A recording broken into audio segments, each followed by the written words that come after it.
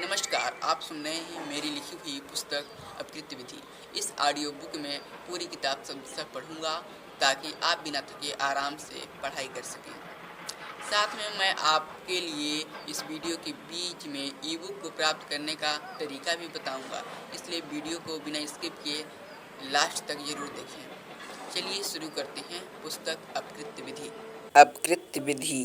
अपकृत्य विधि motor यान अधिनियम व उपभोक्ता संरक्षण अधिनियम। इकाई 1 अपकृत्य विधि का परिचय। भारतीय अपकृत्य विधि।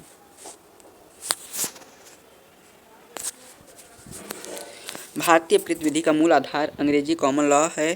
भारत में टॉर्ट का कोई व्यापक संहिताबद्ध अधिनियम नहीं है, इसलिए न्यायालयों द्वारा विकसित सिद्धांत और इंग्लैंड की परंपरागत विधियां ही इस विषय की मुख्य नींव हैं। केवल कुछ अपवादों को छोड़कर अंग्रेजी विधि को या तो सीधे भारत में लागू किया गया है अथवा उसे लागू माना गया है। यही कारण है कि भारतीय अपकृत्य विधि का इतिहास समझने के लिए अंग्रेजी विधि का विकास जानना आवश्यक है।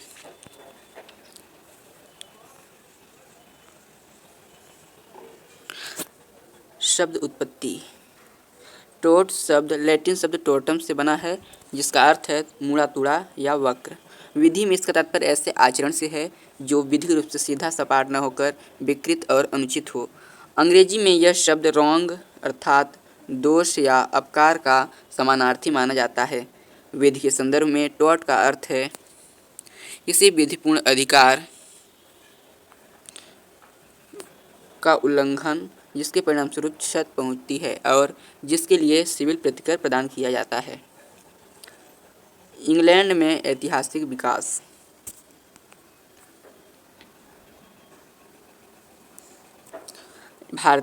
प्रारंभिक इंग्लैंड में अपराध, संविदा भंग और अपकृत्य में कोई स्पष्ट अंतर नहीं था।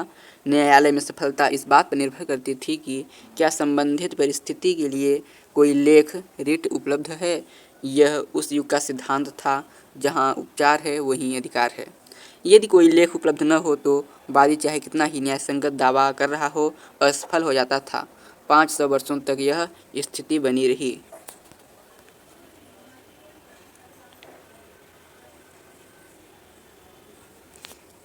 अठारह के कॉमन लॉ प्रोसीजर एक्ट ने लेख प्रणाली समाप्त की और जुडिकेचर एक्ट 1873 ने यह स्पष्ट किया कि मुकदमों में केवल सारभूत तथ्यों का उल्लेख पर्याप्त है। आधुनिक इंग्लैंड में सिद्धांत विकसित हुआ जहां अधिकार है वहां उपचार है, अर्थात किसी भी विधि सम्मत अधिकार के उल्लंघन पर न्यायालय प्रतिकर प्रदान करेगा। अब है भारत में अपकृत्य विधि का विकास। भारत में अपकृत्य विधि अपेक्षाकृत कम विकसित है। इसके कई कारण हैं। पहला, अधिकारों के प्रति जागरूकता की कमी। दूसरा है सामाजिक सहनशीलता और दोष को क्षमा करने की प्रवृत्ति। तीसरा, न्यायिक प्रक्रिया का समय साध्य और महंगा होना। चौथा, इस क्षेत्र में मुकदमों की अल्प संख्या। फिर भी हाल के वर्षों में भारतीय न्यायपालिका ने कई ऐतिहासिक निर्णय देकर इस क्षेत्र को आगे बढ़ाया है। एम.सी. मेहता बनाम यूनियन ऑफ इंडिया में सुप्रीम कोर्ट ने अंग्रेजी सिद्धांत स्ट्रिक्ट लायबिलिटी को सीमित मानते हुए भारतीय परिस्थितियों के अनुरूप अब्सोल्यूट लायबिलिटी का नया सिद्धांत विकसित किया, जो विश्व में अद्वितीय माना जाता है। Indian council for इन्वायरो legal action और के.एम. अब्राहम बनाम ईस्ट इंडिया होटल्स जैसे मामलों में भी पूर्ण दायित्व उपेक्षा, स्वयं प्रमाण सिद्धांत तथा दृष्टांतक मुआवजा को विस्तार से लागू किया गया। भोपाल गैस त्रासदी जैसे मामलों ने यह भी स्पष्ट किया कि आपदा स्थितियों में भारतीय न्याय प्रणाली को और सुदृढ़ बनाने की आवश्यकता है।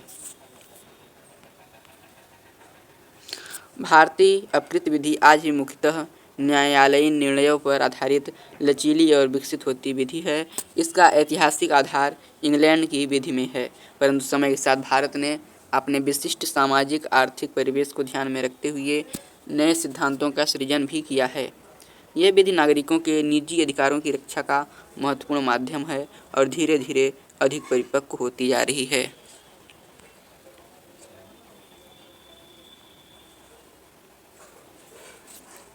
अब पढ़ेंगे अपकृत्य की परिभाषा। अपकृत्य विधि सिविल विधि की एक महत्वपूर्ण शाखा है। इसका मूल उद्देश्य व्यक्ति के अधिकारों की सुरक्षा तथा समाज में संतुलित आचरण को प्रोत्साहित करना है। साधारण शब्दों में अपकृत्य वह सिविल गलत है जिसमें किसी व्यक्ति के कानूनी अधिकार का उल्लंघन होता है और जिसके लिए क्षतिपूर्ति का प्रावधान किया गया है। यह एक ऐसा दायित्वपूर्ण क्षेत्र है जो न्यायालय द्वारा समय समय पर विकसित की गई मिसालों तथा न्याय संगत सिद्धांतों पर आधारित है।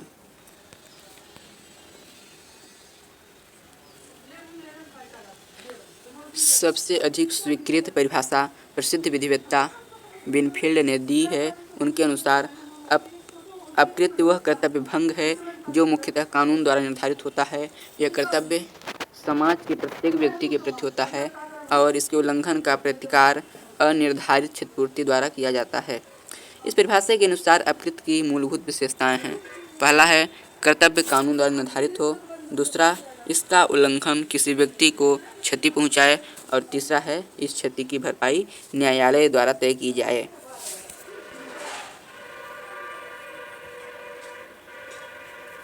प्रसिद्ध विधिशास्त्री साल्मन के अनुसार अपकृत्य वह सिविल गलत है जिसका प्रतिकर साधारण विधि द्वारा अनिर्धारित क्षतिपूर्ति के रूप में किया जाता है और जो अनुबंध भंग या न्यास भंग के रूप में वर्गीकृत नहीं है। यह परिभाषा इस बात को रेखांकित करती है कि अपकृत्य अनुबंध अथवा न्यास पर आधारित नहीं होता, बल्कि यह एक स्वतंत्र कर्तव्य के उल्लंघन से उत्पन्न होता है। विधिवेत्ता फ्रेजर के अनुसार अपकृत्य किसी व्यक्ति के ऐसे अधिकार का उल्लंघन है जो सार्वभौमिक रूप से सभी पर लागू होता है, अर्थात अपकृत्य निजी अधिकारों की वह परिधि है जिसके संरक्षण का दायित्व पूरे समाज पर है। अपकृत्य की परिभाषा को और स्पष्ट रूप से समझने के लिए कुछ न्यायिक मिसालें महत्वपूर्ण हैं। सबसे प्रसिद्ध केस अस्वी बनाम वाइट 1703 में न्यायालय ने कहा कि यदि किसी व्यक्ति के कानूनी अधिकार का उल्लंघन होता है तो भले ही उसे वास्तविक आर्थिक नुकसान न हुआ हो, फिर भी टोर्ट बनता है। इस सिद्धांत को इंजरिया साइन डेनम कहा जाता है, अर्थात कानूनी अधिकार का उल्लंघन बिना वास्तविक क्षति के भी दायित्व उत्पन्न करता है। इस केस में एक मतदाता को मतदान से रोका गया था। भले ही चुनाव के परिणाम पर कोई प्रभाव न पड़ा, फिर भी यह अपकृत्य माना गया।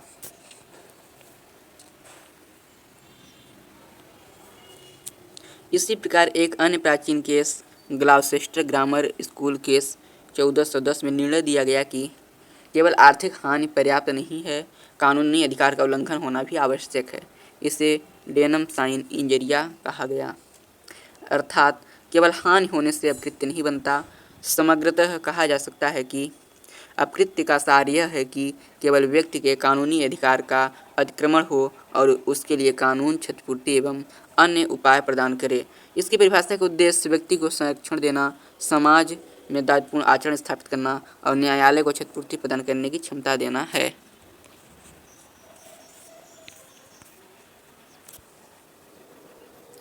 अब पढ़ेंगे अपकृत्य का स्वरूप।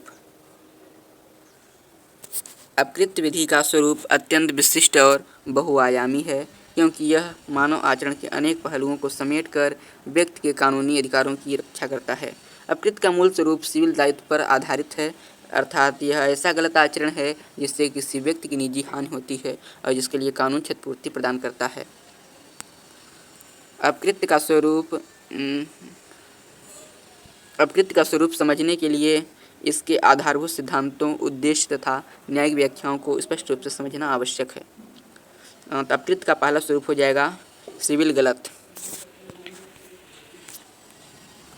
अपकृत्य का पहला और मुख्य स्वरूप यह है कि यह एक सिविल गलत है, न कि दंडात्मक अपराध। सिविल गलत में दो व्यक्तियों के मध्य अधिकारों और कर्तव्यों का उल्लंघन होता है और परिणाम स्वरूप क्षतिपूर्ति का प्रावधान किया जाता है। इसके विपरीत अपराध समाज के विरुद्ध गलत है और इसमें दंड मिलता है। इस प्रकार अपकृत्य का लक्ष्य दंड देना नहीं बल्कि हानिग्रस्त व्यक्ति को राहत पहुंचाना है। दूसरा स्वरूप होगा कानूनी कर्तव्य का उल्लंघन। अपकृत्य स्वरूप इस विचार पर आधारित है कि प्रत्येक व्यक्ति पर कानून द्वारा कुछ कर्तव्य लगाए गए हैं, जैसे सावधानी का कर्तव्य, ड्यूटी ऑफ केयर, अतिक्रमण न करने का कर्तव्य और दूसरों के अधिकारों का सम्मान करने का कर्तव्य। जब कोई व्यक्ति इन कर्तव्यों का उल्लंघन करता है और किसी अन्य को हानि पहुंचती है, तब अपकृत्य बनता है। यहाँ यह ध्यान रखना आवश्यक है कि अकृत्य में कर्तव्य कानून द्वारा निर्मित होता है, न कि अनुबंध या समझौते द्वारा।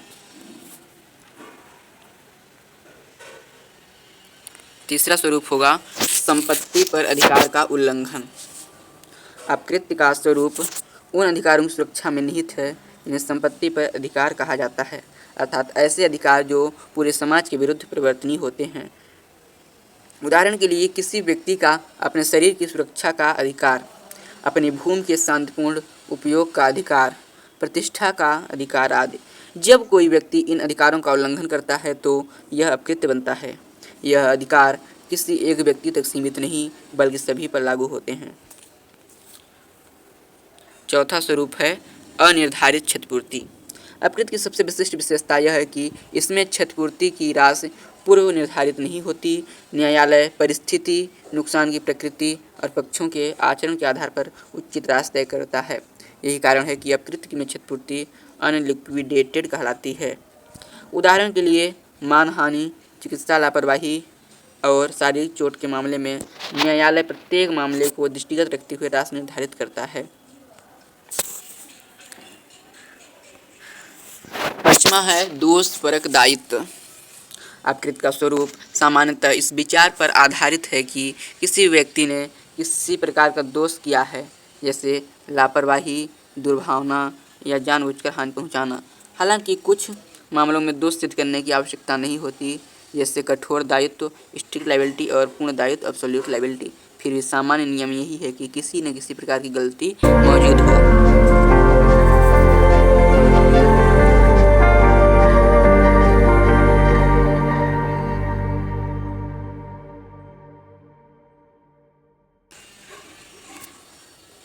छठवां स्वरूप है प्रतिकारी एवं निवारक स्वरूप। अपकृत्य कानून का स्वरूप केवल प्रतिकारी नहीं बल्कि निवारक भी है।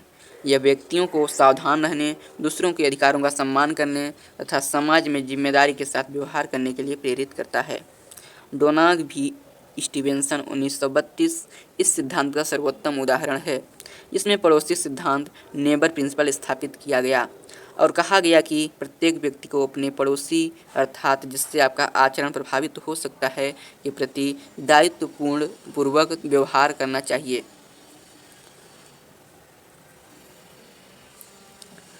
सातवां है न्यायालय निर्मित स्वरूप, जज मेड लॉ।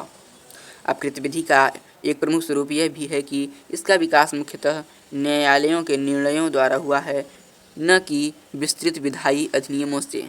अनेक सिद्धांत जैसे उपेक्षा, उपताप, मानहानि, प्रातिनिधिक दायित्व आदि न्यायिक व्याख्या द्वारा विकसित हुए हैं। अब हम देखेंगे मुख्य केस लॉ। पहला है डोनाग बनाम स्टीवेंसन 1932 AC 562। इसमें सावधानी के कर्तव्य को परिभाषित करता है।